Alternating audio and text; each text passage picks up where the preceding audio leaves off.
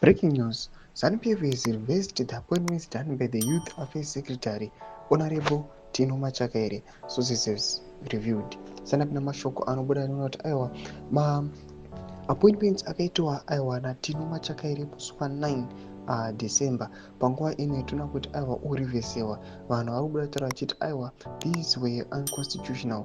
Aipromota kana kuti aireza speculations kuti vanhu vaitanga kufunga kuti why is it azongoita all those changes ari ega. Sana pana mashoko amudanyuka panapa ndobva subscribe like watoka pele kuti ina vana pa mapatriots amudanyura vachiti in anonymous decision the party said the appointments were done outside the ambits of the party constitution.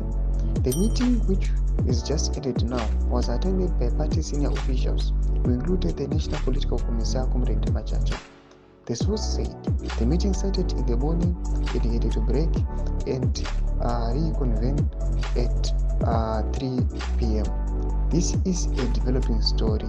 Ndo mashoko anouya kuposta Tino Machakaire kuposta this statement rakanga budisa kuti reshuffle of the Youth League National Executive Council yakabudisa musi wa9 iyo muri kuona iyo iri kunzi aiwa it has been reversed. Vanhu vachiti aiwa akazviita outside the ambits of the party constitution. Zvatoona kuti aiwa zvava zvatofadza vanhu vakati chiona zvakuita Youth League yenyaya inozivikanwa kuti aiwa ndo inoshandisiwa nethe regime kana nethe ruling party kuti vanhu vakonzerese kana vaite mafactions inenge ichipusha kuti aiwa mutungamiri wenyika extend his term.